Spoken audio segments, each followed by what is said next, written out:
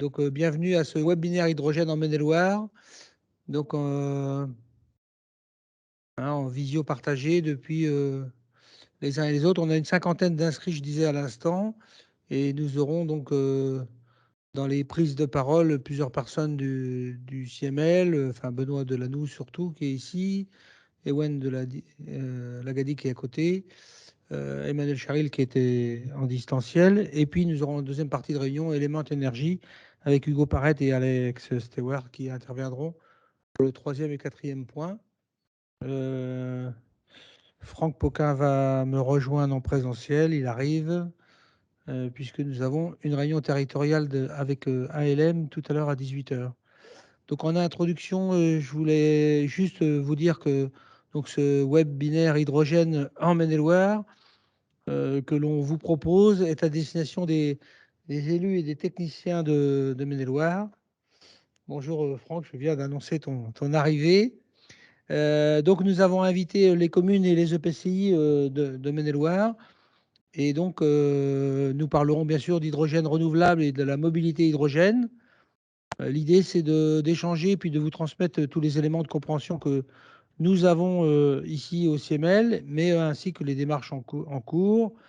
Et pour parler de cette mobilité hydrogène à destination des EPCI, le conseil départemental, le SDIS, enfin tout l'ensemble de nos structures partenaires sur le département, ainsi que vos réflexions, questions qui feront partie du questionnaire qui sera transmis en fin de présentation. Je voudrais d'abord, en commençant cette réunion, remercier le conseil régional des Pays de la Loire qui a initié donc la feuille de route hydrogène. Je sais que Christophe Pau, conseiller régional et vice-président du CML en charge des concessions, doit être présent cet après-midi en visio. Je ne sais pas si on a d'autres élus de la région qui seront là. En tout cas, je remercie la région pour cette initiative. Et donc, bien sûr, chaque syndicat, enfin notamment chez nous en Maine-et-Loire, le CML, on a pris cette question d'hydrogène à bras-le-corps et nous voulons étudier, faire émerger la création donc d'un écosystème hydrogène avec une étude départementale donc, pour donc, aller dans le sens de cette feuille de route dont je parlais à l'instant, initiée par le conseil régional. Donc l'idée, c'est de voir un peu avec tous les acteurs existants sur le territoire, privé et public, euh, pour l'hydrogène, donc produire, acheminer, consommer l'hydrogène renouvelable sur notre territoire pour véritablement faire émerger une filière. Donc l'idée, c'est d'abord de confronter un peu tous nos points de vue et d'avoir le même niveau d'information tous ensemble. Parce que beaucoup d'annonces ont été faites au niveau européen, national, régional, sur la décarbonation de l'hydrogène. Et puis, bien sûr, pour nous, ce qui nous intéresse, c'est notamment la mobilité. Donc, avec ce vecteur hydrogène, qui s'inscrit dans un mix énergétique, hein. Je pense que c'est ce que nous retenons tous, un mix énergétique décarboné au niveau national, qui viendra, qui vient s'ajouter finalement à ce qu'on fait déjà sur l'électricité renouvelable, le biométhane et la biomasse. Donc, nous avons convenu pour cette réunion, bien sûr, où l'échange est totalement libre, que vous puissiez poser différentes questions à l'issue de chacune des quatre présentations, et puis terminer par un moment également d'échange en fin de réunion, avant de parler du questionnaire qui vous sera transmis. Donc, ici, Benoît va prendre la parole sur les deux premiers points, et puis Ewen Lagadik fait un peu le secrétariat, donc il prend au fur et à mesure les questions si elles ne sont pas données en séance.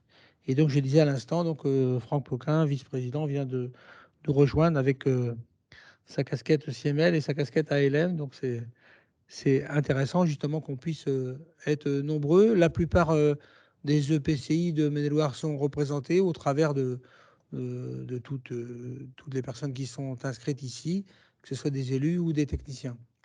Voilà, je n'irai pas plus loin en introduction et je passe la parole à Benoît Delanoux. Très bien. Merci, monsieur Davy, pour cette introduction. Je vous propose de vous présenter un peu le menu de cette présentation. Donc là, l'introduction par Jean-Luc Davy. 2e point qui sera abordé, c'est l'hydrogène renouvelable, sa fabrication et ses usages. Donc ça, ce sera moi qui prendrai la parole avec le point suivant sur le développement de la filière hydrogène renouvelable et sur l'émergence d'un écosystème local. Et puis la 2e partie, on a la chance d'avoir la présence aujourd'hui du cabinet d'expertise Element Energy, qui nous accompagne sur justement la création, enfin sur la recherche de la création d'un écosystème local. Et donc ils ont bien voulu prendre la parole aujourd'hui pour cette présentation. Ils vous feront un peu une comparaison de l'hydrogène versus la mobilité GNV ou les véhicules à batterie électrique. Et puis en dernier point, vous feront une présentation sur les véhicules disponibles, les offres, à quelles échéances, à quel coût, etc. Et puis en fin de réunion ou même au terme de chaque point, on pourra prendre un temps d'échange. Si vous avez des questions, n'hésitez pas à les poser dans le chat. On les reprendra tout au long de la présentation, enfin à la fin de chaque point. C'est parti pour le premier point. Alors, alors l'idée, c'est pas forcément de vous faire un cours de sciences, même si je suis, de par ma formation, chimiste de formation, enfin, par rapport à mes études. L'idée, c'est vous donner quelques points un peu physiques sur ce vecteur énergétique. Donc on parle d'hydrogène, sachant qu'il faudrait plutôt dire du dihydrogène. On vulgarise le terme dihydrogène, on préfère dire hydrogène, c'est plus simple, ou H2. Donc voilà, l'hydrogène qui est composé de deux atomes d'hydrogène. L'hydrogène est un atome qui est abondant sur la planète, mais qui est très rare à l'état naturel. C'est-à-dire qu'il est souvent lié à d'autres atomes, enfin le plus commun, il est lié avec de l'oxygène pour faire de l'eau, donc l'H2O. Et puis aussi, il est lié avec du carbone pour faire des chaînes carbonées. Et on le retrouve par exemple dans le méthane, dans le butane-propane, dans les carburants classiques, diesel, essence, etc.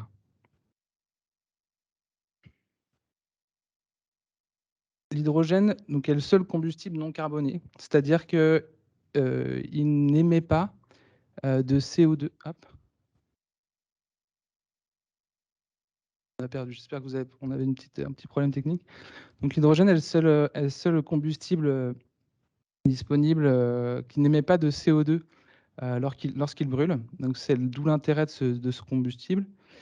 Il n'est pas toxique pour l'homme, c'est-à-dire que vous pouvez, alors, sauf s'il y a que de l'hydrogène dans une pièce, forcément, ça va mal se passer, mais voilà, c'est pas nocif d'en avoir un petit peu dans l'air. Il est inodore, incolore, donc forcément, il est difficile de savoir quand il y a de l'hydrogène dans une pièce, par exemple, de le sentir ou de le voir. Et puis la flamme aussi est incolore, donc elle n'est pas forcément visible lors de la combustion.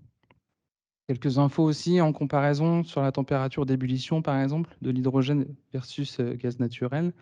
Donc on voit que l'hydrogène est un gaz, une molécule qui se liquéfie à très très basse température, à moins 253 degrés. Donc il sera essentiellement euh, euh, à l'état gazeux.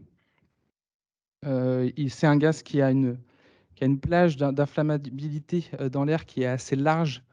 On voit sur l'hydrogène, par exemple, il faut qu'il y ait entre 4 et 75% d'hydrogène dans l'air pour qu'il y ait une explosion. À l'inverse, enfin, en comparaison, sur le gaz naturel, on est entre 5,3 et 15% de gaz naturel dans l'air pour qu'il y ait une explosion. Sa densité, qui est très très faible par rapport au gaz naturel. Donc, c'est un gaz qui prend beaucoup de place, et d'où une complexité parfois de le comprimer et de le stocker. Par contre, l'autre intérêt, c'est que c'est un gaz qui est très énergétique en termes de pouvoir calorifique massique, mais qui reste assez volumineux et donc qui doit être comprimé au maximum pour pouvoir libérer toute son énergie. Je vous propose de passer sur la slide suivante qui montre un petit peu les possibilités de production, à partir de quel process, de quelle source on peut produire de l'hydrogène et vers quels usages peut aller l'hydrogène. Alors là, ce qu'il faut voir sur cette présentation, c'est qu'on n'est pas du tout sur quelque chose de quantitatif par rapport à des productions, par exemple, au national ou à l'international. On est vraiment que sur une vision qualitative, donc savoir avec quelle source on peut produire de l'hydrogène.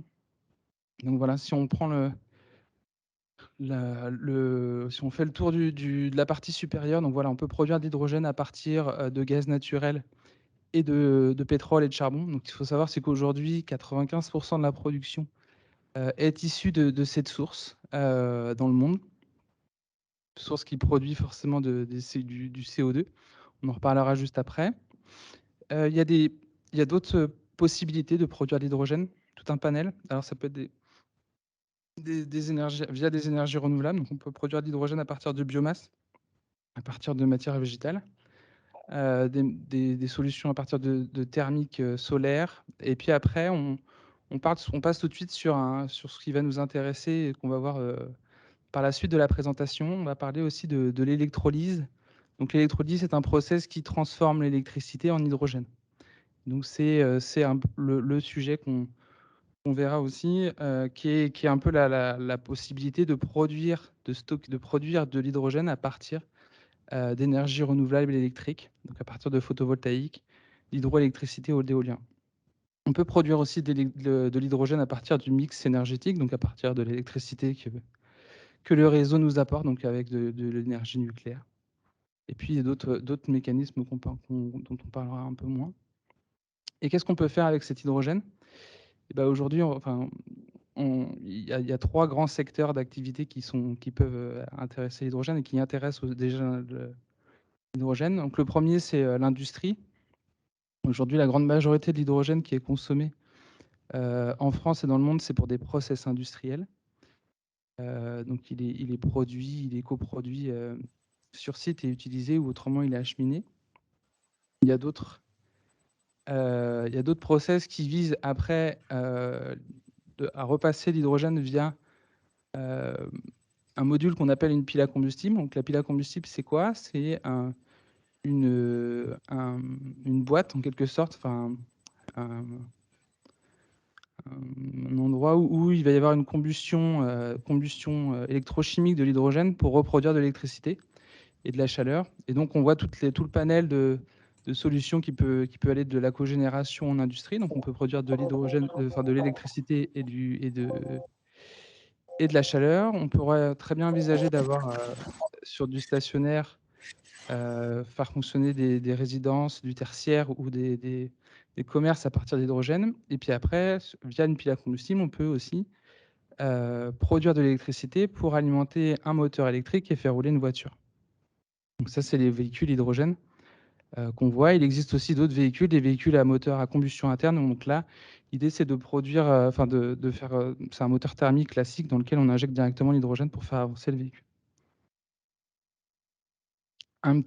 Alors pareil, c'est un peu de la chimie, mais de base, on va dire. C'était pour vous faire toucher un peu du doigt l'aspect rendement énergétique de l'hydrogène, la production d'hydrogène par électrolyse de l'eau. Comme je disais tout à l'heure, l'électrolyse de l'eau, c'est quoi? C'est de produire de l'hydrogène à partir d'électricité. Donc voilà, un électron, de l'oxygène, enfin de l'eau, H2O, et puis on produit de l'hydrogène et de l'oxygène. Voilà. Ce qu'il faut savoir, c'est qu'il y a un coût énergétique sur cette conversion. Quand on passe de l'électricité à l'hydrogène, on perd 25%. Donc il y a que 75% de l'énergie qui va vers la production d'hydrogène. Le reste part en chaleur. Et si on rajoute une autre ligne, si on veut aller refaire le process qui veut de reconvertir cet hydrogène en électricité, donc ça c'est possible via ce que j'expliquais tout à l'heure, la pile à combustible. Et donc là, il y a encore un rendement qui est de l'ordre de 55%.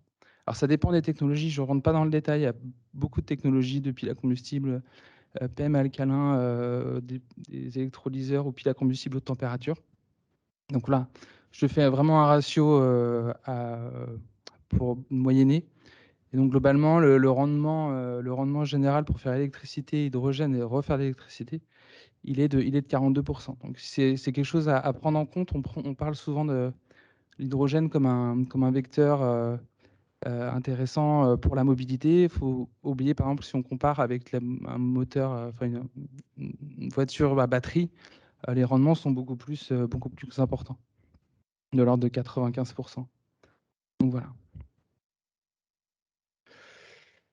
Alors si on reprend je reprends la suite de la présentation. Si on regarde donc la production d'hydrogène renouvelable, qu'est-ce que c'est? C'est produire de l'hydrogène, comme j'expliquais, à partir d'électricité, donc d'éolien photovoltaïque ou d'hydroélectricité. Et ça, c'est des process qui doivent, pour être dans la norme de l'hydrogène renouvelable, avoir un taux d'émission inférieur à 3 kg de CO2 par kilogramme d'hydrogène. Si on dépasse cela, c'est plus considéré comme de l'hydrogène renouvelable. Donc à ne pas, du coup, à la différence de l'hydrogène qui est produit actuellement par craquage du méthane, donc par vaporéformage. Et donc là, on est sur des process qui émettent en fait du CO2 sur les sites de production. On a bien de l'hydrogène qui en ressort, mais du CO2 sur le site de production. Et donc là, on est plutôt sur des ratios de 11 kg de CO2 par kilogramme d'hydrogène. Pourquoi faire cet hydrogène? On peut l'utiliser d'une part, pour convertir les usages actuels de l'hydrogène. Donc, ce qu'il faut savoir, c'est qu'en France, la consommation d'hydrogène, elle est de 780. Alors, la production d'hydrogène est de 780 000 tonnes dans l'industrie. Et aujourd'hui, c'est majoritairement du gaz, de l'hydrogène, ce qu'on appelle gris, donc produit à partir de craquage de méthane, de pétrole ou de charbon. Donc là, l'idée, c'est de verdir cette filière. D'autres usages qu'on peut parler de power to gas, de gas to power, pardon, c'est l'idée de reconvertir, ce que je disais tout à l'heure, de reconvertir le gaz vers de l'électricité. Des usages aussi off-grid, donc off-grid pour dire des usages qui sont loin des réseaux existants, donc d'amener de l'hydrogène pour pouvoir alimenter ces sites. Et puis l'autre usage qui peut être intéressant, c'est la mobilité, avec l'avantage, on va dire, du véhicule électrique, donc sans émission, et l'avantage, les autonomies assez intéressants, et la flexibilité sur les temps de remplissage qui sont aussi intéressantes, de l'ordre de quelques minutes. Des véhicules légers, par exemple, on est sur des 5 minutes. Donc voilà, l'objectif de produire de l'hydrogène renouvelable et vers quel usage nous allons. Si on refait un panel sur l'usage actuel de l'hydrogène, on est sur 780 000 tonnes de production. Ça se répartit à peu près en 50-50 sur une production dédiée, donc des sites de production par des industriels de la filière gaz comme Air Liquide, Air Product, etc., Linde. Et puis des sites aussi où on coproduit. Donc il y a une production d'hydrogène qui se fait sur des process industriels. Si on reprend sur la production dédiée, le ratio, il y a à peu près la moitié qui va vers la production d'ammoniac. Il y a un besoin d'hydrogène pour la production d'ammoniac. La consommation aussi pour le raffinage des carburants. Et puis une petite partie utilisée pour la métallurgie, l'agroalimentaire, les verres plats, les centrales électriques et puis l'électronique. Bon, les coproduits, on ne rentre pas forcément dans le détail, mais c'est des sites qui autoconsomment les coproduits qu'ils produisent sur leur même site. Si on revient sur l'aspect poids du carbone sur une production d'1 kilo d'hydrogène en France, donc voilà, on reprend les chiffres de tout à l'heure. Si on compare la production donc la plus majoritaire actuellement pour production d'hydrogène à partir de vaporéformage de gaz naturel, on est sur 11 kg de CO2 par kilogramme d'hydrogène, alors que si on utilise le mécanisme d'électrolyse de l'eau à partir d'électricité, donc on voit tous les ratios, donc plus, entre guillemets, on utilise de l'énergie renouvelable avec une émission, un impact CO2 faible, meilleur est le prix CO2 de l'hydrogène que l'on produit, avec ce fameux seuil de 3 kg de CO2 par kilogramme d'hydrogène. J'en arrive à la fin de cette première partie. Je ne sais pas s'il y a eu des questions qui sont arrivées dans le chat.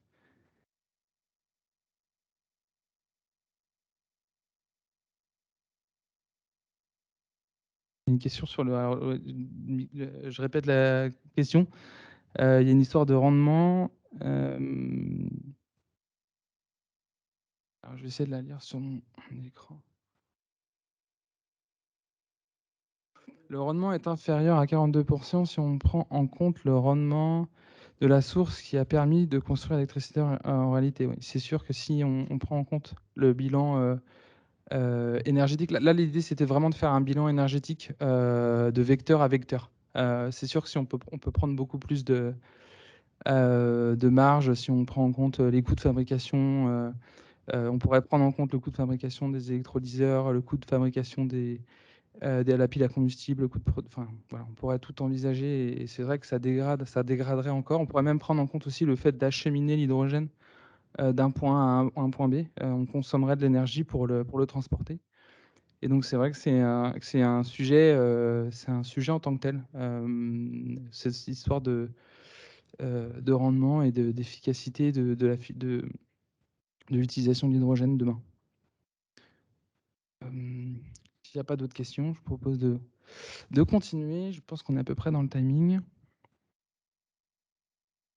Alors, le second point, c'est sur le. Là, l'idée, c'est de vous faire un peu montrer une vision de ce qui se passe au niveau national, régional et du département sur ce sujet d'hydrogène renouvelable.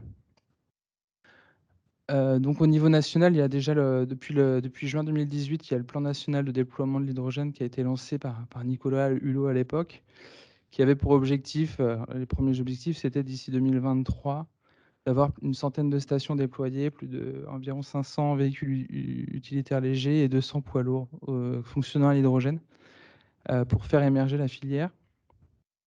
En sortie on va dire de crise Covid en septembre 2020, enfin, je crois que c'est septembre 2020, on n'était pas loin des retours à la normale après les confinements. Les annonces de l'État, l'État annonce une stratégie nationale sur l'hydrogène qui confirme et amplifie les ambitions qui avaient été lancées par Nicolas Hulot, avec 3 grands axes. Et comme je disais tout à l'heure, le premier axe qui est mis en avant, c'est de décarboner l'industrie en faisant émerger une filière française de l'électrolyse, c'est-à-dire quoi de convertir toute cette consommation de gaz, d'hydrogène, pardon, qui est faite actuellement à partir d'hydrogène gris, de la convertir vers de l'hydrogène décarboné, renouvelable. Donc ça, c'est le premier point. Et finalement, c'est la première étape qu'il faut passer. Le deuxième axe, c'est sur le développement de la mobilité lourde à l'hydrogène renouvelable et décarboné. Donc ça aussi, il y a des investissements à faire sur à la fois des systèmes de remplissage de stations et puis de véhicules qu'il faut essayer d'industrialiser pour lancer la filière. Et puis voilà, soutenir aussi la recherche, l'innovation, le développement des compétences pour les usages demain, avec l'idée de maîtriser les différentes briques technologiques et les produire sur les territoires. Donc là, l'annonce, en termes d'investissement, voilà, il y a des quantités d'électrolyseurs à installer, 6,5 gigawatts d'électrolyse de puissance de production sur le territoire, avec comme objectif de réduire de 6 millions de tonnes, 6 milliards de tonnes d'émissions de CO2, puis d'avoir une activité économique aussi par rapport à cette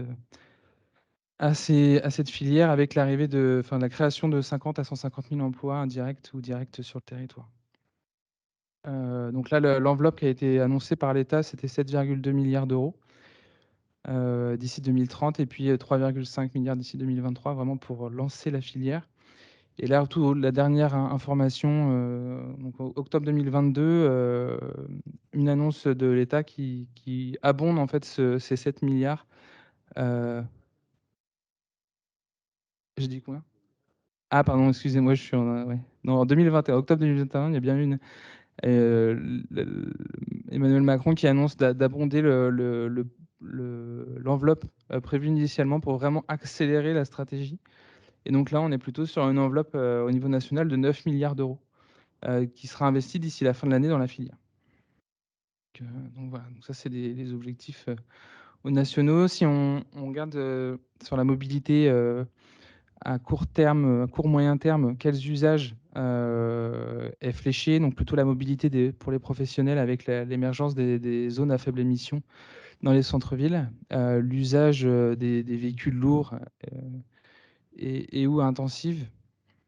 Donc là où les véhicules batteries sont un peu limitants, l'hydrogène peut peut-être apporter des solutions sur ces véhicules-là, par exemple sur des trains, sur des bennes à ordures, sur des camions, des taxis, des trains, des bateaux, des engins spéciaux. On parle de loader. Alors, le loader, c'est les véhicules qui sont sur les aéroports, par exemple, qui transportent les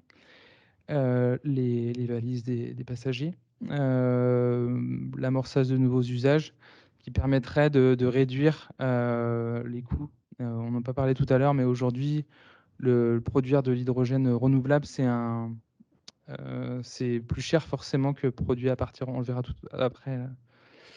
On le verra après, oui, on le verra après. Ces produits, ça coûte plus cher à produire que de produire à partir d'énergies fossiles. Quand en comparaison, aujourd'hui, produire de l'hydrogène à partir de méthane dans des grandes quantités, on est plutôt sur 2 euros du kilogramme d'hydrogène. Donc aujourd'hui, l'objectif, c'est vraiment de massifier, d'augmenter les sites de production d'hydrogène renouvelable pour réduire ses coûts et se rapprocher au maximum du prix de l'hydrogène gris d'aujourd'hui. Et à moyen long terme, les véhicules particuliers sont potentiellement identifiés. Après, il faudra voir les progrès des véhicules, de la batterie pour les véhicules et puis l'évolution de l'usage. Si demain, le modèle, par exemple, de la voiture particulier sera encore d'actualité. L'aviation sur les courts et moyens courriers, il y a des entreprises qui travaillent dessus. Et puis le fluvial et le maritime qui se développera aussi sur le long terme. Sur les aspects stationnaires et réseaux, comme je disais tout à l'heure aussi sur les exemples, ça peut être l'alimentation de sites isolés à partir d'hydrogène. Donc, un peu en fait, en lieu et place, par exemple, de groupes électrogènes, ça peut être une pile à combustible et de l'hydrogène en bouteille qui permettrait d'alimenter en électricité une zone. Et puis, l'autre point à plus long terme, c'est des réflexions et des tests actuels sur l'injection d'hydrogène directement ou de produire du méthane de synthèse en recombinant l'hydrogène avec du CO2 qui pourrait être injecté dans les réseaux d'ici quelques années.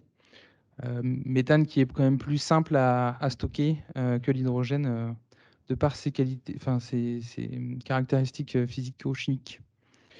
Et puis aussi des réseaux d'hydrogène dédiés peut-être à l'avenir. Il en existe déjà en Belgique des réseaux spécifiques. Donc c'est Air Liquide, je crois, qui a déployé un réseau dédié à des consommateurs et donc un réseau de plusieurs dizaines de kilomètres, si je ne me trompe pas, qui alimente plusieurs consommateurs.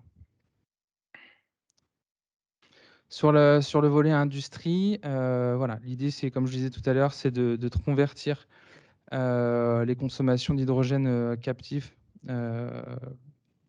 l'hydrogène qui est produit à partir de pétrole ou de gaz naturel, donc avec un prix qui est relativement faible aujourd'hui et qui puisse passer vers de l'hydrogène décarboné ou renouvelable. Soit c'est sur des sites où ils produisent directement l'hydrogène sur site, ou autrement c'est sur de l'hydrogène livré. Donc là, l'hydrogène livré, on est aussi sur des prix qui sont un peu plus élevés, au-delà d'un peu plus cher de 6 euros du kilogramme. Donc voilà, après sur l'industrie, aussi des nouveaux usages. On parle de la chimie sur la production de méthanol bas carbone, les aciéries pour la réduction du minerai. Donc ça, c'est des process qui peuvent basculer à l'hydrogène. Et puis après, il y a aussi des usages thermiques On pense à des industriels qui consomment, par exemple, du gaz aujourd'hui, qui pourraient potentiellement, alors faut étudier toutes les potentialités, mais utiliser de l'hydrogène en direct, pour chauffer, voilà, pour chauffer, du verre ou, dans des fonderies, par exemple. Donc ça peut être, sur du long terme, des choses qui pourraient basculer, donc d'usage, méthane vers des usages hydrogène. Maintenant ce volet, national, passé, je vous propose de redescendre d'un échelon et d'aller sur le niveau régional. Donc comme disait monsieur David tout à l'heure, le président du CIEMEL, donc voilà, une feuille de route a été lancée au printemps 2019 par la région, enfin une étude en tout cas a été lancée pour la rédaction d'une feuille de route et cette feuille de route a été présentée, en juillet 2020, donc juste avant les annonces, nationales. La feuille de route, heu, elle a pour, elle s'articule autour de 4 axes, déclinés en 25 actions opérationnelles. Je vous enverrai la présentation sera diffusée au terme de la présentation. Enfin, le support de présentation, pardon, sera diffusé au terme du webinaire. Donc vous aurez accès au lien pour pouvoir aller voir plus en détail, ce qui est inscrit dans cette feuille de route. 4 axes pour la feuille de route, de la région: soutenir la production d'hydrogène renouvelable et le maillage de stations de distribution, donc de stations pour les véhicules hydrogène, développer les usages de l'hydrogène, donc tous les usages qu'on a pu présenter juste avant, développer un savoir-faire industriel ligérien industriel, tout particulièrement dans le domaine du maritime et du fluvial, donc plutôt axé vers l'Atlantique. Et puis un axe 4, maintenir les ambitions, la dynamique autour de l'hydrogène en Pays de la Loire et de saisir les opportunités nationales et internationales. La région se mobilisera, enfin, a annoncé une enveloppe de 100 millions d'euros à dépenser d'ici 2030 pour la mise en œuvre de cette feuille de route. Donc voilà, c'est en partenariat sur le volet financement de projet, la région travaille avec l'ADEME sur le territoire pour financer et faire avancer les projets. Donc peut-être que Aurélien Badjo, peut-être à la fin, si vous avez des questions, pourra prendre, qui sera présent, qui doit être présent, je pense, dans les participants, pourra prendre la parole à un moment s'il le souhaite. Voilà, donc voilà, sur le projet, voilà, plusieurs projets au niveau régional, j'en en parlerai rapidement, mais voilà, des projets comme Hydrogène Loire-Vallée ou H2 Ouest, qui sont déjà moteurs, sur le territoire, sur d'autres départements dans la région. Voilà, peut-être d'autres projets en cours de construction. Et pour terminer pour ma présentation, l'idée, c'est de vous faire maintenant le focus sur l'aspect départemental. Donc voilà, actuellement, on travaille le CIEMEL et puis la région Pays de la Loire et puis le cabinet d'études et d'expertise Elemental Energy. On travaille sur l'amorçage d'un écosystème hydrogène en Maine-et-Loire. Donc qu'est-ce que ça veut dire un écosystème? C'est de mettre en relation des producteurs et des consommateurs sur un territoire et de les mettre, qui soient phasés, pour créer une filière, un filière local. Donc là, on a lancé des questionnaires, des rencontres avec des acteurs locaux pour essayer d'identifier leurs besoins futurs et leurs besoins actuels, sur l'hydrogène. Donc et identifier à la fois des industriels, des porteurs de projets, qui sont dans le secteur et puis les transports. Un exemple pour vous montrer un peu à quoi pourrait ressembler un écosystème. Donc voilà, en vert ici présenté sur les étoiles vertes, c'est des sites de production. En jaune, les étoiles jaunes, c'est des usages industriels, mobilité ou autres. On citera par exemple Angers-Loire Métropole on a mis une étoile sur Angers, ça tombe un peu par hasard, mais un projet de station hydrogène, donc qui pourrait très bien être alimenté par des process des productions délocalisées sur le département qui amèneraient cet hydrogène pour cette station. Donc voilà, un peu un exemple concret. Est-ce qu'il y a des questions, si j'en ai fini sur ma présentation? Est-ce qu'il y Alors, a à la des... fin de cet exposé, je propose de passer la parole à Roland Marion, parce qu'apparemment, il nous a rejoint et je pense pas qu'il pourra suivre toute la fin de la réunion. Donc, si Roland, tu es encore présent, je propose de te passer la parole au nom de la région.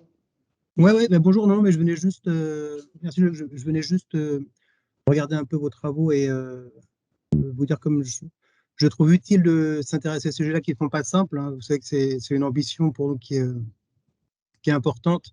Et je pense qu'on a déjà fait la première. J'ai vu dans les discussions la question sur l'usine live à Boin. On l'a déjà eu, en fait, c'est une première mondiale, c'est une première écosystème qui est en fait greffé, comme vous le disiez à l'instant, sur des éoliennes pour produire de l'hydrogène 100% vert. C'est pas suffisant parce que c'est tout le débat que vous aviez à l'instant que je trouve vraiment passionnant. C'est-à-dire qu'il faut réussir à greffer ça avec des écosystèmes d'usage, avec des écosystèmes locaux, avec du stockage.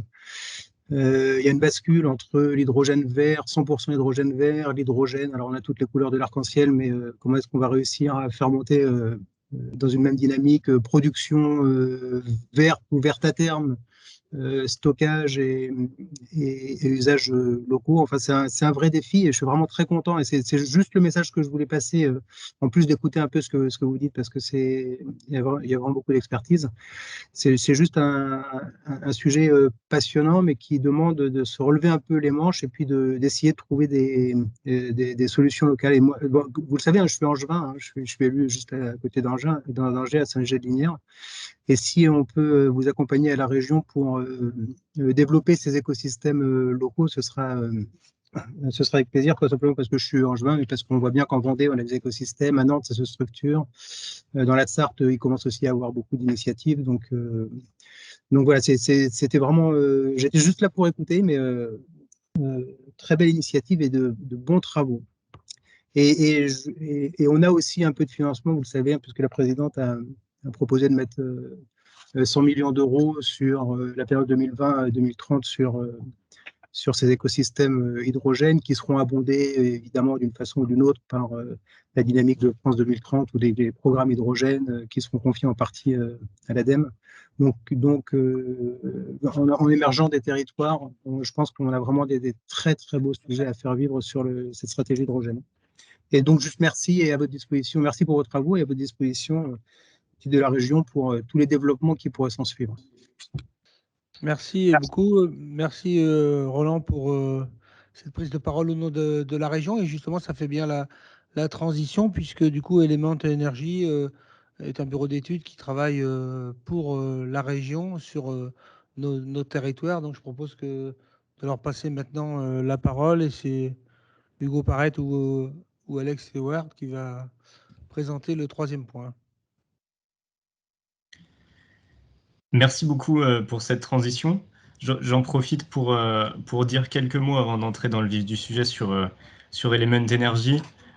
Effectivement, on a participé donc à l'étude régionale qui a mené à l'établissement de la feuille de route en 2020. On est un cabinet en fait qui est d'origine britannique avec vraiment une dimension dans le bas carbone, une spécialité dans le transport et l'hydrogène.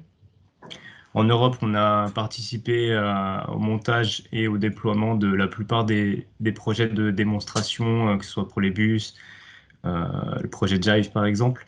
Et en France, on a une activité assez fournie pour ce qui concerne le déploiement d'écosystèmes hydrogène, donc par le biais d'études telles que celle qui est faite en ce moment avec la région, mais également l'accompagnement d'autres projets qui ensuite candidatent à l'ADEME et se déploient sur tout le territoire.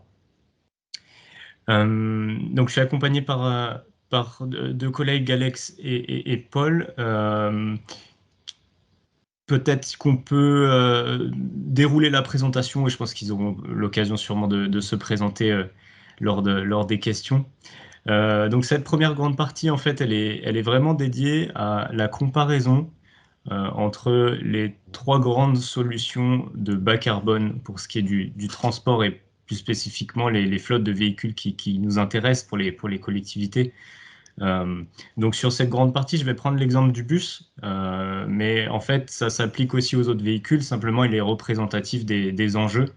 Donc c'est pour ça que on prend ce biais-là.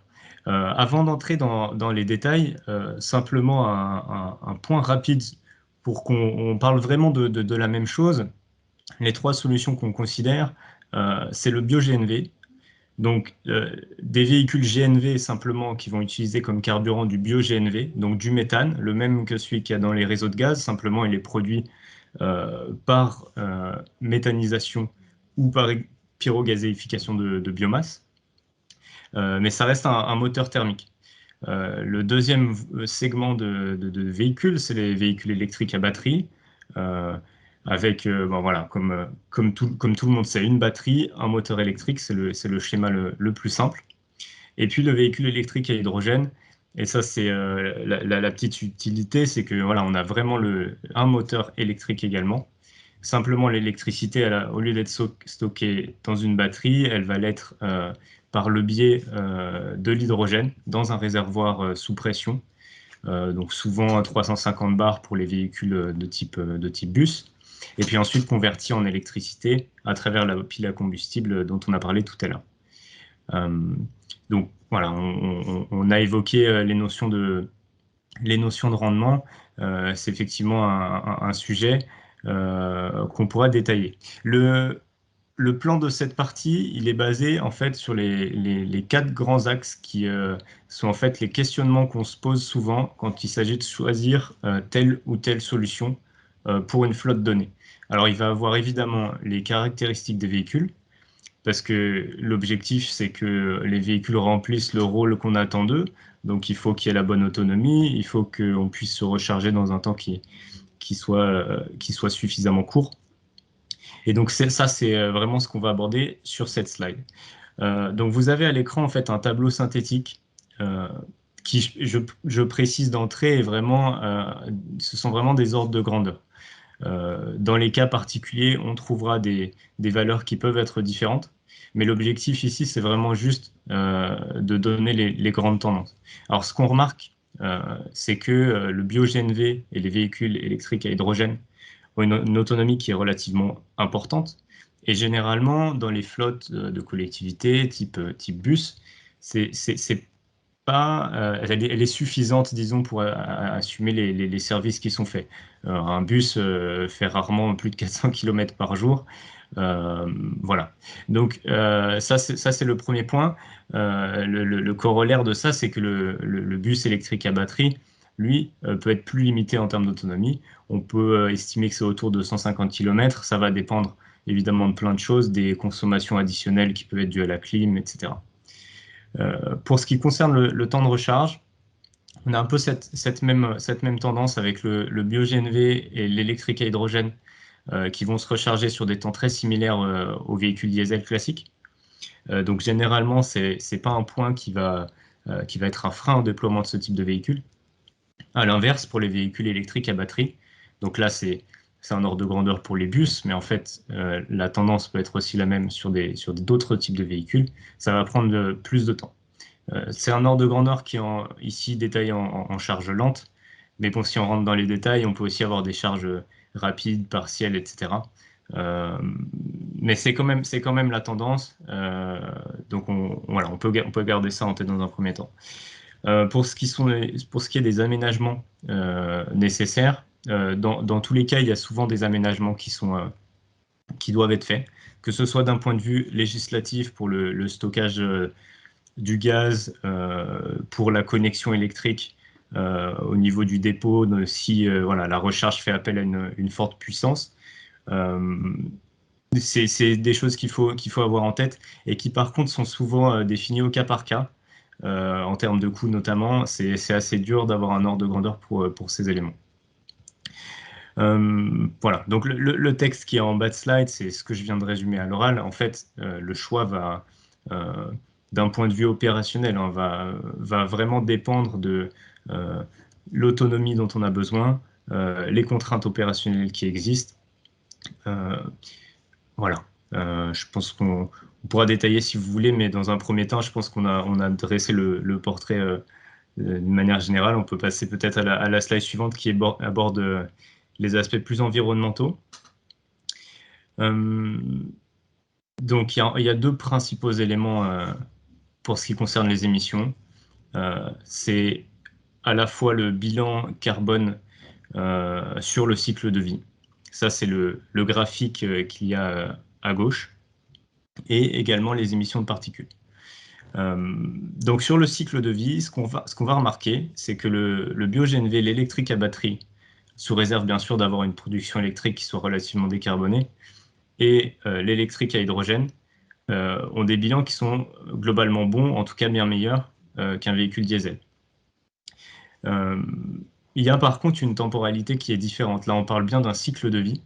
Et donc, pour le bio-GNV, ça sous-entend que la biomasse qui a servi à produire le bio-GNV a capté le carbone qui ensuite va être relâché au point de fonctionnement. Et donc, ça m'amène à la distinction qui est assez importante. Lorsque le véhicule roule, autant les véhicules à motorisation électrique, donc véhicules électriques à batterie et électriques à hydrogène, n'émettent pas d'émissions, autant le véhicule thermique, donc bio-GNV, va en émettre. Et c'est vrai pour le CO2, c'est vrai également pour les NOx ou les PM, où là, les performances sont assez différentes. Donc, pour l'instant, les zones ZFE ne prennent pas en compte le CO2, mais ça pourrait évoluer. En tout cas, voilà, c'est vraiment un des facteurs déterminants de choix.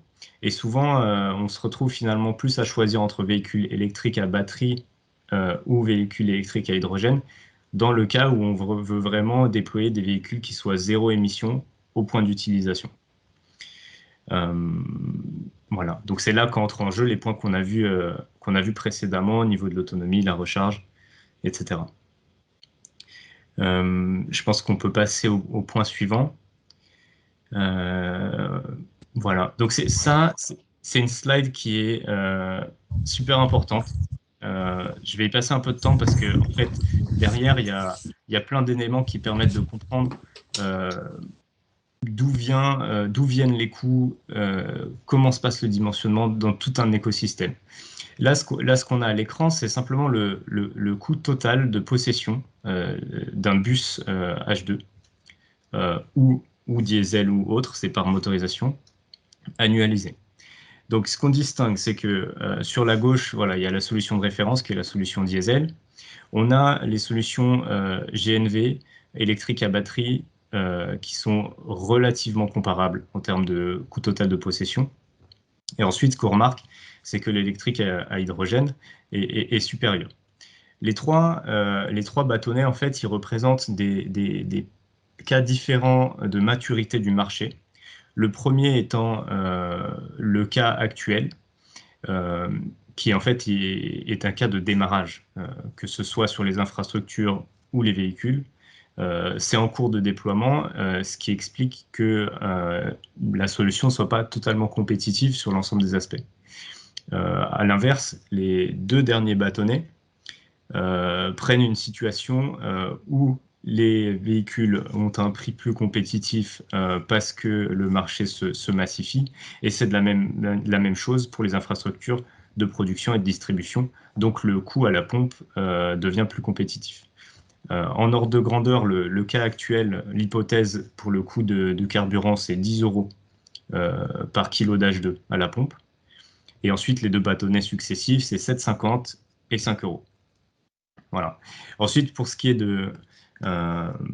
des coûts des véhicules, on pourrait y revenir, mais simplement en ordre de grandeur, les véhicules qui ont pu être déployés à Pau, qui sont des bus 18 mètres, il y a déjà au moins 2 ans, c'était autour de 1,1 million le bus. Voilà. Donc ça contraste fortement avec les annonces récentes qui, par exemple, ont été faites par Safra, constructeur français qui est basé à Albi, qui pour ces 12 mètres estime qu'avec un marché développé, il pourrait aller jusqu'à 450 000 € pour le bus. Voilà, donc ça c'est pour le point d'investissement. pour la distribution et la production, finalement, l'impact il va se traduire dans le coût du carburant. Et là, ça serait assez difficile de synthétiser tous les paramètres qui déterminent le coût, mais simplement, on se rend assez vite compte qu'une station de relativement faible capacité qui alimente pas forcément beaucoup d'usages va de fait avoir plus de mal à bénéficier d'effets d'échelle qu'une station qui est plus grande et qui du coup va pouvoir baisser ses coûts de production, etc., et proposer un prix à la pompe qui soit plus compétitif. Voilà, donc ça, c'est vraiment les grandes tendances qui sont vraies pour le bus, ce que vous avez à l'écran, mais qui sont également vraies pour les bennes ordures ménagères ou les véhicules utilitaires. Ça m'amène à la slide suivante. En fait, c'est ce que j'essaye d'expliquer. Une des raisons de toutes ces différences, c'est que le transport en électrique à hydrogène est moins mature que les deux autres solutions. Donc ça s'observe pour les bus où même si les offres sont en augmentation ces derniers temps, il y a quand même moins de véhicules déployés que pour le bio-GNV, par exemple. C'est aussi vrai pour les bennes à ordures ménagères. Pour les véhicules utilitaires légers, pardon, c'est un peu différent puisqu'on peut avoir des contraintes également pour le bio-GNV pour trouver des véhicules. Mais par contre, ça reste vrai que les offres électriques à hydrogène sont en cours d'arrivage sur le marché, si j'ose dire. C'est un point qu'on va détailler dans la partie suivante. Donc, voilà, j'en ai terminé pour cette partie.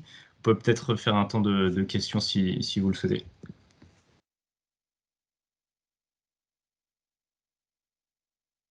Alors, il n'y a pas de questions dans le chat. Je propose de continuer. N'hésitez pas les personnes qui suivent la présentation. Ou autrement, levez la main, où il y a un petit outil où vous pouvez lever la main si vous voulez prendre la parole. C'est plus simple aussi. Et je propose à Hugo d'avancer. Sinon, allez, go.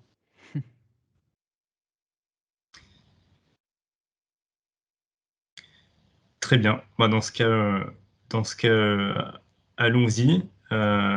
Cette dernière partie, elle a une visée un peu descriptive finalement de qu'est-ce qui existe pour l'H2, que ce soit pour les bus, les bennes ordures ménagères et pour terminer les véhicules utilitaires légers. Donc la première section, elle va être voilà, dédiée aux bus. Simplement pour donner une idée globale de à la fois l'état actuel des projets en France. Cette carte qui synthétise, alors en bleu, les bus qui sont déjà en fonctionnement, en vert, ceux qui sont en cours de déploiement, et en jaune, les bus qui sont annoncés. Pour ne s'attarder que sur les bus déjà déployés, on peut mentionner les bus à Pau, avec les 8 bus 18 mètres Van Hool, ou alors les bus qui roulent à Versailles, en Artois Goël également. Voilà, j'en oublie, voilà, OCR également. Ça c'est pour les précurseurs, disons. Ce qu'il faut noter aussi, c'est que la tendance, elle est vraiment au déploiement de ces écosystèmes qui vont devenir de plus en plus nombreux. À titre illustratif, en 2019, il y avait à peu près 150 bus qui étaient annoncés. Là, on est 2 ans après et le total porte à 400, 450 à peu près. Donc l'évolution, elle est rapide. Elle est évidemment liée à l'accélération de la filière avec les annonces et les plans de relance, etc., qui ont été détaillés tout à l'heure. C'est vraiment une tendance qui est réelle et qui probablement se traduira sur les aspects de coûts de véhicules, etc. Pour ce qui est de l'offre de véhicules, justement.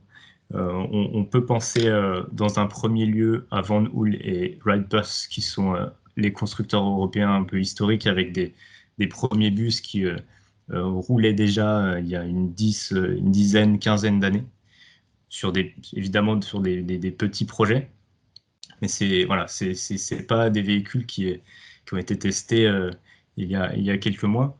En France, on a des véhicules de Safra, qui est le constructeur français, en fait, albigeois, qui a des véhicules en Artois Goël, par exemple. Donc, je fais une petite aparté sur le coût des bus. Je le mentionnais tout à l'heure, les annonces de ce constructeur indiquent un objectif de 450 000 euros pour un bus 12 mètres. À titre indicatif, l'ADEME, dans les hypothèses actuelles pour les écosystèmes hydrogène, part plutôt d'une hypothèse à 650 000 pour un bus 12 mètres. Donc c'est vraiment une évolution qui est appelée de tout cœur par les acteurs de la filière et qui a priori devrait être observée. Voilà, donc on a également le constructeur Van Hool, j'en parlais à l'instant, et puis d'autres constructeurs européens comme Caetano, constructeur portugais, et voilà, Solaris, Toyota également. Pour les deux derniers, ce sont des véhicules qui ont été testés, si je ne me trompe pas, en France récemment, qui ne sont pas encore par contre déployés dans des flottes effectives de collectivités. Mais par contre, l'offre se développant, ils sont probablement amenés à l'être dans les prochaines années.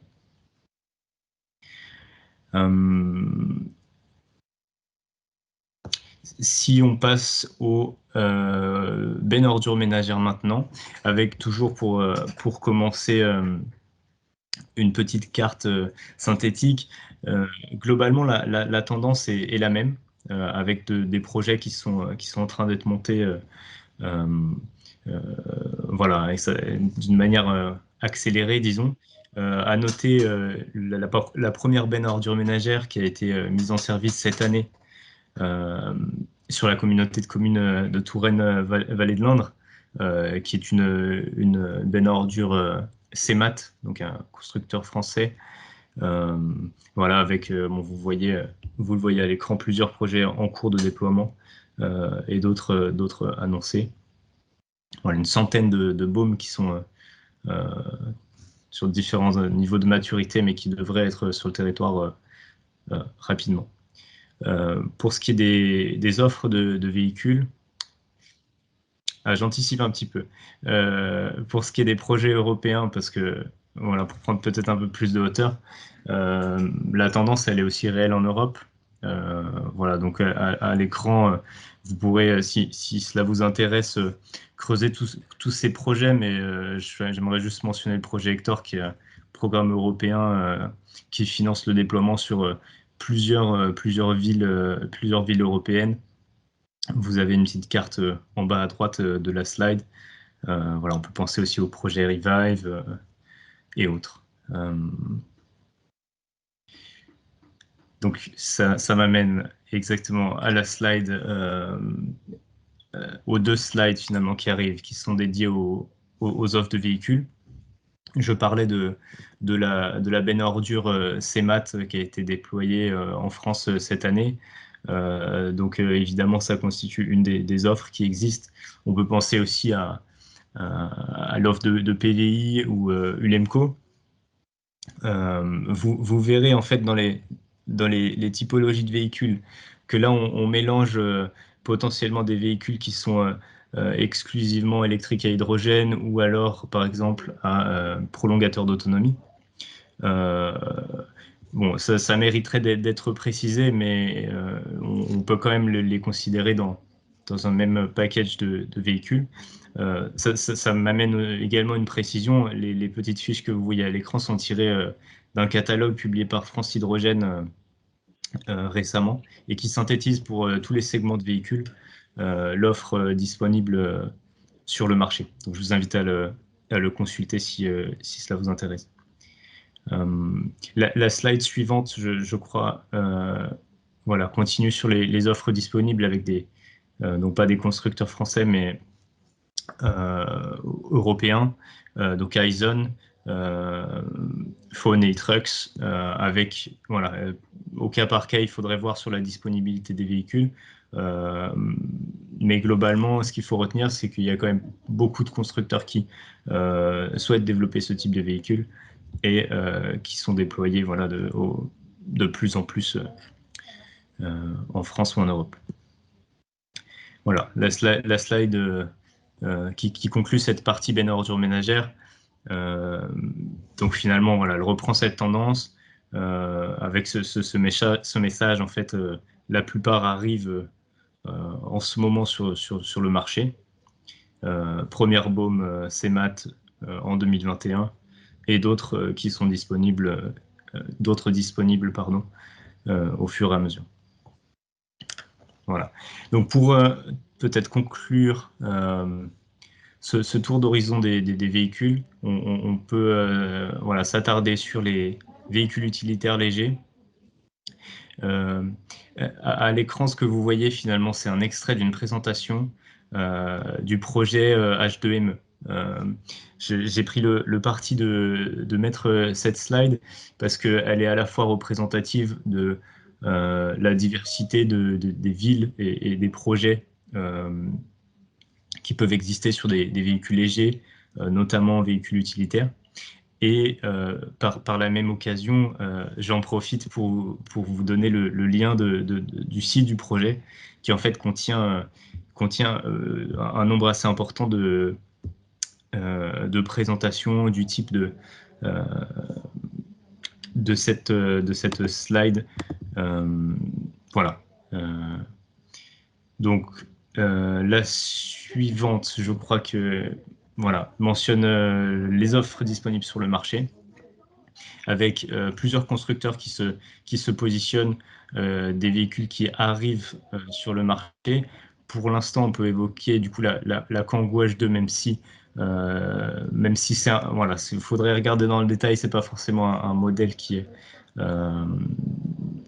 disponible tout à fait, mais voilà, l'acteur Ivia, donc la joint venture de Renault et Plug Power, c'est quand même un acteur important qui s'intéresse à la motorisation hydrogène.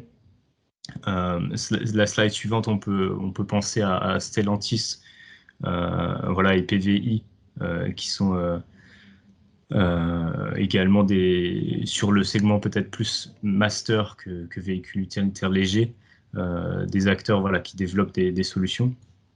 Même remarque que pour les bennes à ordures, en fait, la motorisation, elle est pour ce segment-là rarement uniquement électrique à hydrogène. On a souvent des prolongateurs d'autonomie ou des véhicules hybrides, mais dans ce cas vraiment hybride, électrique à batterie, électrique à hydrogène. Et voilà. Ça m'amène une petite remarque peut-être pour conclure. Le coût du carburant, souvent quand on est en hybride électrique et hydrogène, va être assez intéressant de par le fait que le coût de l'électricité est plus compétitif d'un point de vue énergétique que le coût de l'hydrogène. J'en ai fini pour cette présentation. Donc, je ne sais pas si... Oui, merci Hugo. Il y a une question dans le chat. Je la pose du coup à l'oral. Quel est le coût de maintenance de ce type de véhicule comparé à un véhicule conventionnel? Est-ce que en gros le véhicule hydrogène amène des surcoûts, ou comme le véhicule, par exemple, on parle souvent que les véhicules électriques, si je ne me trompe pas, peut-être des coûts de maintenance un peu moins élevés. Est-ce que sur l'hydrogène, c'est le cas aussi? Pas tout à fait. Des retours d'expérience qui existent. On a par exemple le constructeur RidePass qui, je crois, indique un coût de 35 centimes au kilomètre, 35 euros pardon, au kilomètre. non, 35 centimes au kilomètre. Je me mélange. Donc, un petit peu plus cher que pour les bus diesel qui sont plutôt autour de 21 centimes, si je ne me trompe pas. Après, c'est vraiment même si on a beaucoup de véhicules déployés, il y a des améliorations qui sont faites et souvent ces estimations-là sont à prendre avec des pincettes parce que ça peut changer un peu au cas par cas. Mais en ordre de grandeur, il faut quand même anticiper un léger surcoût au niveau de la maintenance.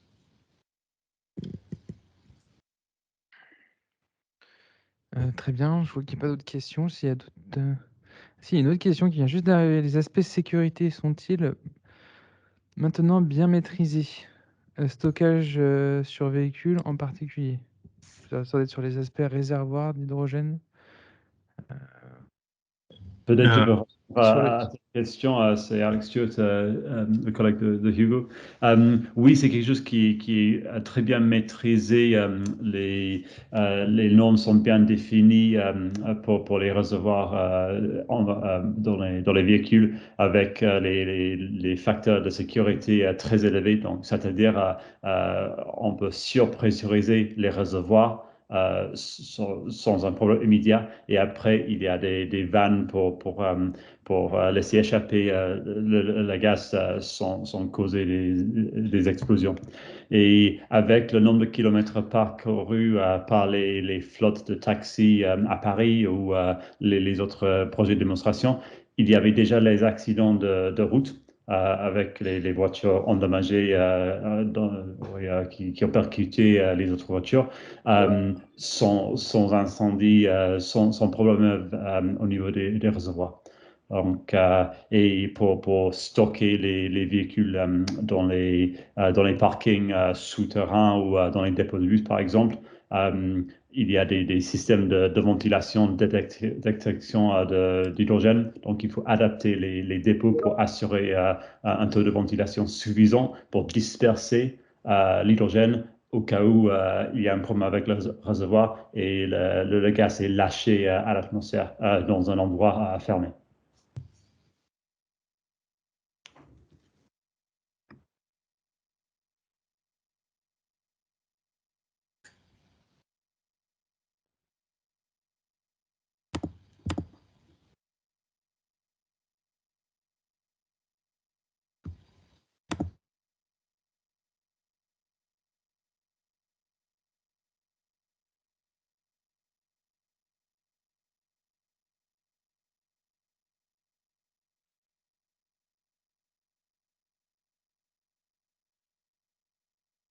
Hop, excusez-moi, j'avais coupé le micro, je parlais dans le vide. Oui, la question c'était de savoir, est-ce que sur l'aspect sécurité, est-ce que c'est aussi simple de faire le plein de son véhicule hydrogène ou d'un véhicule hydrogène que d'un véhicule thermique classique, du GNV, que en termes de sécurité, j'entends, enfin, en termes d'utilisation? Oui, au niveau de l'utilisation et la sécurité, oui, c'est quelque chose de très simple. Donc, il faut juste attacher le pistolet dans la trappe du véhicule. Et après, il y a un test de pressurisation fait automatiquement. Et après, le remplissage commence et se termine automatiquement. Donc, souvent, les conducteurs des véhicules de transport public sont formés pour le faire, mais pour les conducteurs des voitures passagères, c'est quelque chose qui est assez simple à maîtriser. Et en fait, au niveau de la sécurité, c'est plus élevé et plus propre que faire le plein avec le diesel, par exemple, avec les gouttes qui tombent sur les chaussures ou les odeurs de diesel sur les mains, etc. Donc, quand on a fait les sondages, les enquêtes de satisfaction auprès des conducteurs des voitures hydrogènes, ils ont remarqué que le procédure de remplissage est plus propre et plus agréable que faire le plein avec de l'essence ou du gasoil.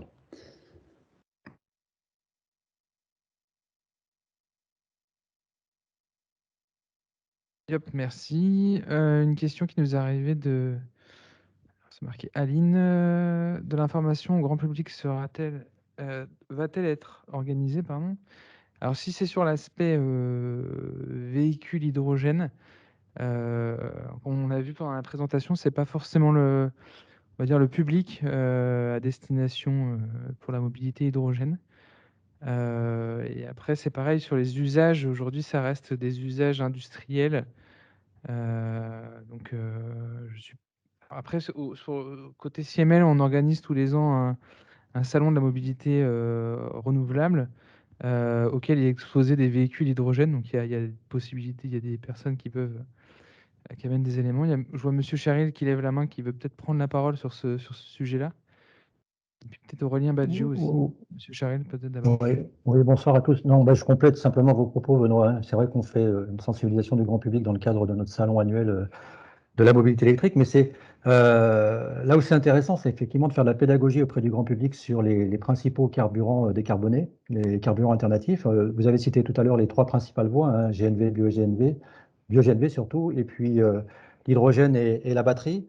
Alors souvent, en fait, vous avez tous constaté qu'il y avait quand même des réticences assez fortes de nos concitoyens par rapport aux véhicules à batterie de traction. Bon, c'est l'occasion de rappeler, l'un des arguments qui nous est souvent opposé, c'est que l'hydrogène apparaît comme une énergie salvatrice quelque part. Bon, c'est l'occasion de rappeler que pour les véhicules légers, il y a quand même, il y a quand même des technologies qui, en tout cas à court terme, s'avèrent plus faciles d'accès que d'autres. Et à ce titre-là, on fait la pédagogie globale sur l'ensemble des carburants alternatifs par rapport aux usages. Et alors sur l'hydrogène, c'est vrai que c'est un petit peu compliqué. C'est un petit peu compliqué aujourd'hui parce qu'il y a une forte demande, de fortes attentes de nos concitoyens sur l'hydrogène, alors qu'on sait très bien que dans une utilisation grand public, c'est pas tout à fait pour aujourd'hui, quoi. Donc l'idée, c'est de se concentrer sur les usages les plus structurants, les plus lourds, et puis dans l'attente, essayer de convaincre nos concitoyens qu'il y a des solutions qui sont beaucoup plus accessibles auxquelles ils peuvent avoir accès en fait assez rapidement maintenant, hein, puisqu'on s'aperçoit que par exemple les véhicules électriques avec les batteries sont souvent aujourd'hui à des coûts d'acquisition qui sont presque à parité avec certains véhicules hybrides ou alors des véhicules diesel très, très perfectionnés.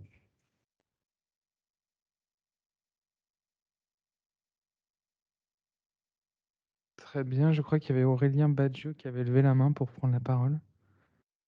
Oui, bonjour à tous. Non, c'était juste sur la pédagogie par rapport effectivement au grand public. Côté région, c'était pour vous dire que voilà, il y a une communication liée à l'hydrogène qui va se déployer en 2022. Et puis les premiers retours d'expérience qu'on voit sur ces retours d'expérience d'usage hydrogène, en fait, c'est effectivement qu'on a un bus hydrogène qui est mis en place et qui est déployé. C'est vraiment à partir de là qu'on peut expliquer ce que c'est l'hydrogène pour le grand public, comment ça marche, et que chacun des usagers en puisse se rendre compte en fait directement des impacts plutôt positifs qu'on peut avoir. Mais c'est vrai que c'est travaillé plutôt de manière individuelle sur chaque usage, voilà, sur ces questions-là. Très bien. Alors, il y a une dernière question, on la prend. Peut-être pour directement vers Element Energy. Quel serait le volume idéal pour massifier les coûts et être au niveau des autres sources d'énergie? Alors, je crois que c'est plutôt le seuil de la région. Des appels à projets sur les écosystèmes régionaux. Monsieur Charil qui lève la main. Ah, c'est qu'il n'a pas baissé la main, pardon. Voilà, j'essaie de la baisser plutôt. Je suis désolé. Je me permets d'apporter du coup un élément de réponse. Je ne sais pas si mes collègues ou quelqu'un souhaite compléter. En fait, d'un point de vue ADEME et d'un point de vue AEP, déjà, il y a un premier niveau de volume qui est 1 MW d'électrolyseur. Donc, ça correspond à peu près à une production de 400 kJ. Ça, c'est évidemment pas la taille pour avoir des coûts qui soient compétitifs d'une manière globale avec le diesel, par exemple. Mais c'est l'objectif actuellement pour les écosystèmes tels que les définit l'ADEME, et qui permettent déjà de faire quand même un pas en avant, notamment pour le coût de l'H2 qui est ciblé à 9 € le kilo. à la pompe. Après, pour aller jusqu'au bout de la question et savoir à quelle taille on arrive vraiment à une compétitivité avec le diesel, il n'y a pas forcément de réponse simple de par le fait que de toute façon le surcoût il existe à la fois sur l'aspect véhicule mais aussi sur l'aspect carburant. Donc de toute façon il va falloir que sur les deux aspects il y ait une amélioration. Voilà, donc pour l'aspect véhicule, je n'aurai pas forcément d'éléments de nombre de véhicules vendus, mais je pense que d'une manière générale, un marché mature, c'est l'ordre de grandeur pour ça. Ensuite, sur la partie production, il y a effectivement la quantité d'hydrogène qui est produite, mais il y aura aussi le coût des infrastructures. Pour ne parler que de l'électrolyse, évidemment, il faut acheter l'électrolyseur. C'est autant d'éléments qui ont des coûts qui devraient réduire et qui auront cet impact-là indépendamment en fait de la taille des infrastructures. Peut-être pour juste compléter la réponse de Hugo, si on regarde les hypothèses d'ici 2030, donc pour le marché de masse, et on prend l'exemple des camions à hydrogène, les constructeurs européens se sont engagés pour un parc de l'ordre de 100 000 véhicules à hydrogène, camions à hydrogène qui circulent d'ici 2030. Donc avec cette taille du marché, ça représente, oui, un marché de masse avec les surcoûts qui sont beaucoup plus faibles, donc de l'ordre de 10 ou 20% plutôt que le double ou le triple en prix d'acquisition. Et en parallèle avec la taille des stations, la taille des sites de production, on commence à avoir une tendance pour les stations bus, pour les stations camions, autour de 2 tonnes par jour. Donc, ça implique un électrolyseur dimensionné à 5 MW pour produire ces 2 tonnes d'hydrogène. Et pour l'hydrogène, pour la production, on commence à voir les systèmes bien plus élevés que la taille minimale exigée par les appels de projet ADEME, par exemple. Donc, les systèmes de l'ordre de dizaines ou même centaines de mégawatts centralisés avec une utilisation de cet actif donc partagé entre les usages en mobilité, industrie, dans les raffineries, etc., pour vraiment déclencher les économies d'échelle et minimiser les coûts des molécules pour les utilisateurs finaux.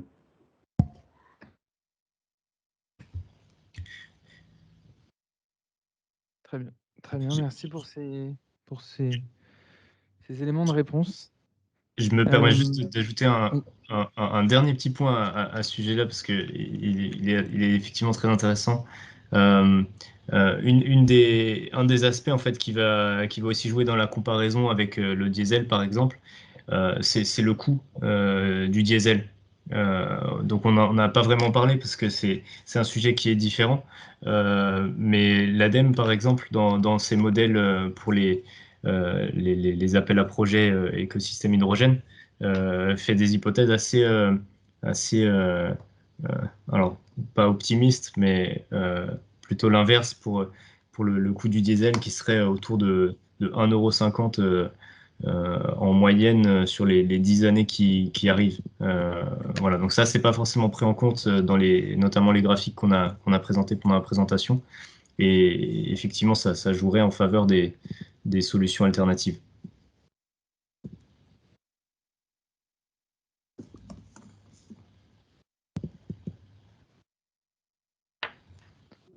Oui, on va arriver au bout de la présentation.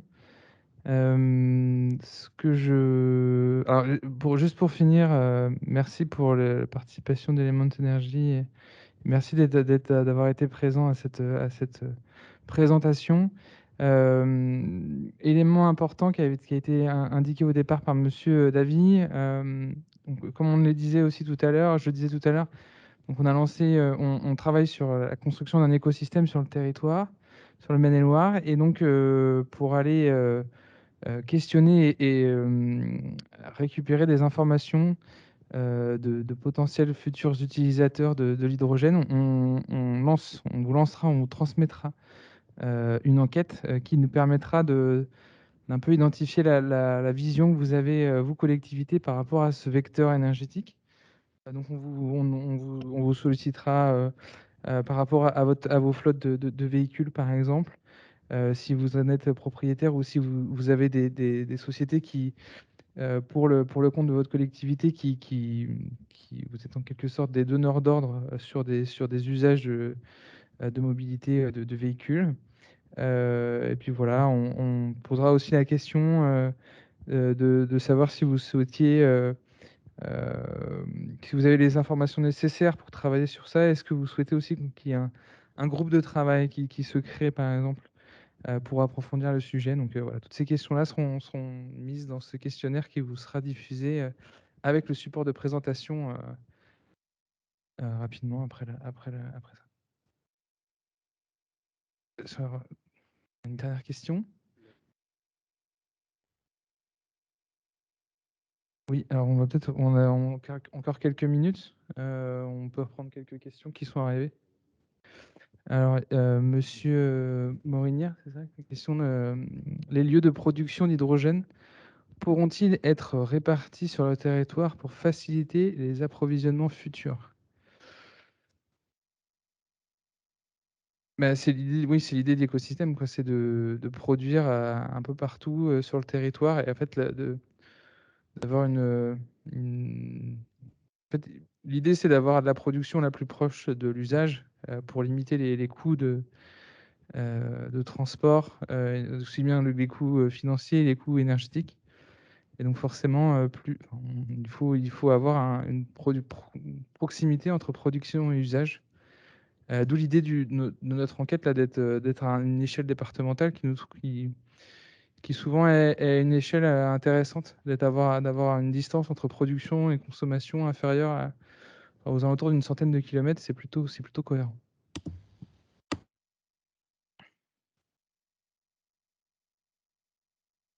Très bien. Je pense qu'on peut conclure, pardon.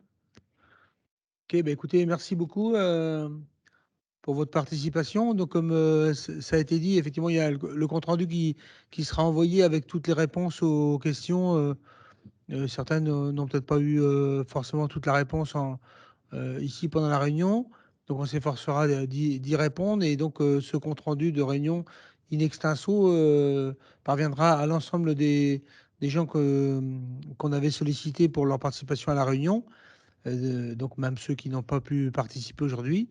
Et comme ça permettra de faire un point important avec des interlocuteurs sur tout le territoire du Maine-et-Loire, toutes les communes et les EPCI, les partenaires. Hein. Je vois monsieur Pleurdeau, pardon, du conseil départemental qui est arrivé en réunion tout à l'heure.